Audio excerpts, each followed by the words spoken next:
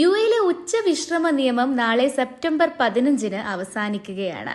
June 15-ന് ആരംഭിച്ച നേരിട്ട് സൂര്യപ്രകാശം ഏൽക്കുന്ന വിധം ജോലി ചെയ്യുന്നതിനുള്ള നിരോധനം ഉച്ചയ്ക്ക് 12:30 മുതൽ 3 മണി വരെയായിരുന്നു നടപ്പിലാക്കിയിരുന്നത്. 99.9% കമ്പനികളും സ്ഥാപനങ്ങളും ഈ നിയമം പിന്തുടർന്നു.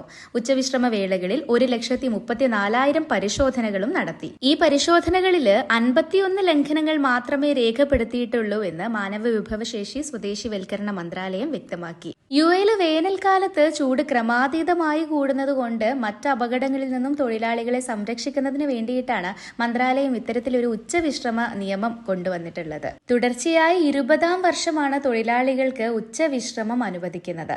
ഈ സമയങ്ങളിൽ തൊഴിലാളികൾക്ക് വിശ്രമിക്കാൻ തണലുള്ള സ്ഥലങ്ങളോ ഇൻഡോർ ഏരിയയോ നൽകാൻ തൊഴിലുടമകൾ ബാധ്യസ്ഥരാണ്. കൂടാതെ നിർബന്ധമായും കൂളിംഗ് ഉപകരണങ്ങളും നൽകണം. ഈ ഉച്ചവിശ്രമ നിയമം ലംഘിക്കുന്ന കമ്പനികൾ ഓരോ തൊഴിലാളികളുടെ പേരിലും 5,000 ദിർഹം വരെയും ഒന്നിലധികം ലംഘനങ്ങൾക്ക് 50,000 ദിർഹം വരെയും പിഴ അടക്കണം എന്നാണ് നിയമം.